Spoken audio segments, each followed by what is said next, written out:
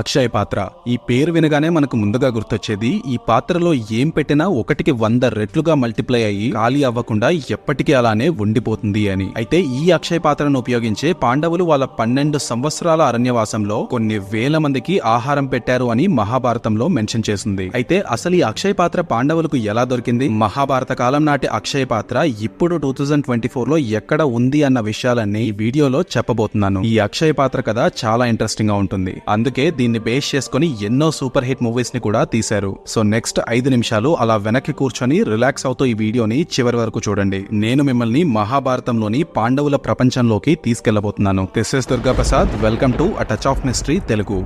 శకుని పాచికల కారణంగా పాండవులు జూదంలో ఓడిపోయారు. దాంతో కౌరవుల్లో పెద్దవాడైన దుర్యోధనుడు పాండవులకు 12 సంవత్సరాల అరణ్యవాసాన్ని, ఆ తర్వాత 1 సంవత్సరం అజ్ఞాతవాసాన్ని విధించాడు. అజ్ఞాతవాసం అంటే వారి ఐడెంటిటీ తెలియకుండా మారువేషాల్లో గడపడం. ఇక చేసేదేమీ లేక పాండవులు ద్రౌపది, సుభద్ర, అభిమన్యుడు, ఉప పాండవులు వాళ్ళ సైనికులందరితో కలిపి దాదాపుగా 14,000 రథాలతో అరణ్యవాసానికి బయలుదేరారు. అయితే కౌరవుల పాలనలో ధర్మం లేని సామ్రాజ్యంలో మేము ఉండలేము అని హస్తనకు చెందిన 10,000 మంది బ్రాహ్మణులు మేము కూడా మీతో పాటు అరణ్యవాసం చేస్తామని బయలుదేరారు. అప్పుడు ధర్మరాజు, మీకు మాపై ఉన్న అభిమానాన్ని నేను అర్థం చేసుకోగలను, కానీ మీరు మాతో పాటు అరణ్యానికి వస్తే అక్కడ దొరికే వేర్లు, కందమూలాలు తినలేక ఇబ్బంది పడాల్సి వస్తుంది. అందుకే మీరు ఇక్కడే ఆగిపోండి అని నచ్చజెప్పాడు. అప్పుడు బ్రాహ్మణులు, అన్యాయమైన పాలనలో మేము నివసించడం అసాధ్యమని, ఎంత కష్టమైనా మీతో పాటు మేము అరణ్యవాసం చేస్తామని, అవసరమైతే మా తిండి మేమే సంపాదించుకుంటామని వాదించి పాండవులు ఎంత చెప్పినా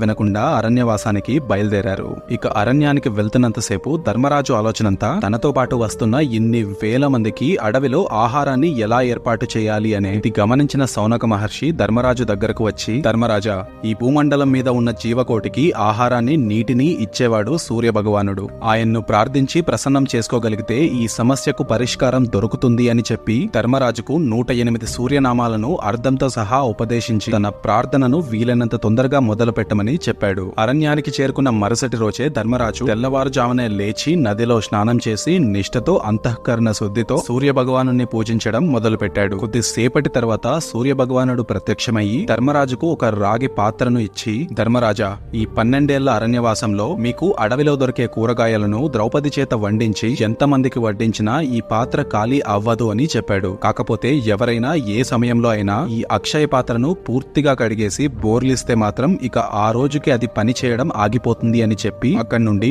వెళ్లిపోయాడు. ఇక ఆ రోజు నుండి పాండవులకు వారితో పాటు అడవికి వెళ్లిన కొన్ని వేల మందికి అక్షయ పాత్రే ఏ లోటు లేకుండా ఆకలిని తీర్చింది. అయితే మహాభారత కాలం నాటి ఈ అక్షయ పాత్ర ఇప్పటికీ మన భారతదేశంలో ఉందా? ఒకవేళ ఉంటే ఎక్కడ ఉంది అన్న విషయాన్ని ఇప్పుడు తెలుసుకుందాం. త్రేతాయుగంలో హనుమంతుడు, ద్వాపరయుగంలో భీమసేనుడు ఇద్దరూ కూడా వాయుదేవుడి అంశతో పుట్టిన వాళ్లే అని మనకు తెలిసిందే. అయితే అదే వాయుదేవుడి అంశతో కలియుగంలో పుట్టిన వారే మధ్వాచార్యులు గారు. ఆయనే తన గత జన్మలో భీమసేనుడు అని చెప్పడానికి ఎన్నో సంఘటనలున్నాయి. అందులో ఒక ఆసక్తికరమైన సంఘటన గురించి ఇప్పుడు తెలుసుకుందాం. ఒక రోజు మధ్వాచార్యుల గారు తన శిష్యులతో కలిసి ద్వాపరయుగంలో కురుక్షేత్రం జరిగిన ప్రదేశమైన ఇప్పటి హర్యానాకు వెళ్లారు. ఆ యుద్ధ రంగంలో సరిగ్గా ఒక చోటుకు వెళ్ళాక తన గత జన్మ జ్ఞాపకాలు గుర్తుకు వచ్చి అంతుపట్టలేనంత ఆవేశం వచ్చి తన శిష్యులతో, ఈ మట్టి కిందే నా గద ఇప్పటికే ఉంది. ద్వాపరయుగంలో 100 ఏనుగుల శక్తి కలిగిన వాడిగా చెప్పుకునే భీమసేనుడిని నేనే అని చెప్పాడు. ఒక్కసారిగా ఆయన శిష్యులు ఆశ్చర్యపోయి ఆయన చెప్పేది నిజమేనా అని తెలుసుకోవడానికి చాలా ఉత్కంఠంతో అక్కడ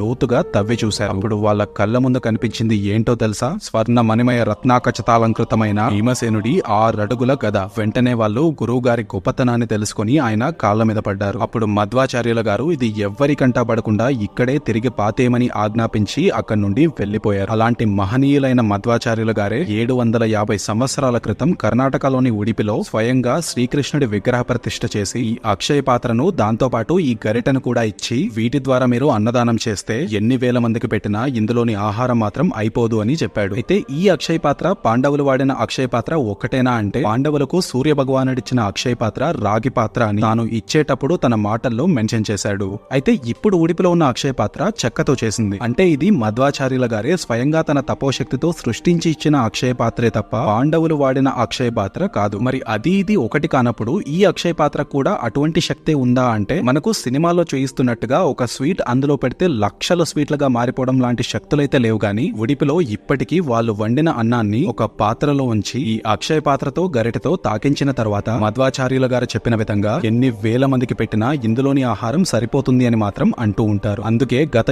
750 సంవత్సరాలుగా ఎటువంటి అంతరాయం లేకుండా ఉడిపిలో నిత్యాన్నదానం చేస్తున్నారు. సో ఇది అక్షయ పాత్ర కథ. ఫైనల్ గా మీకు చెప్పొచ్చేది ఏంటంటే నేను ఒక 9 to 5 జాబ్ చేసుకుంటూ మిగిలిన టైంలో చాలా కష్టపడి ఈ వీడియోస్ ని చేస్తున్నాను. సో మీలో ఎంత ఎక్కువ మంది లైక్ చేస్తే మన వీడియో అంత ఎక్కువ మందికి రీచ్ అవుతుంది. మీకు తెలుసు కదా, ఎంత ఎక్కువ మంది చూస్తే నాకు కూడా కన్సిస్టెంట్ గా వీడియోస్ చేయడానికి అంత మోటివేటింగ్ గా ఉంటుంది. సో లైక్ చేయడం మర్చిపోకండి. This is Durga Prasad signing off. By. Audio Jungle.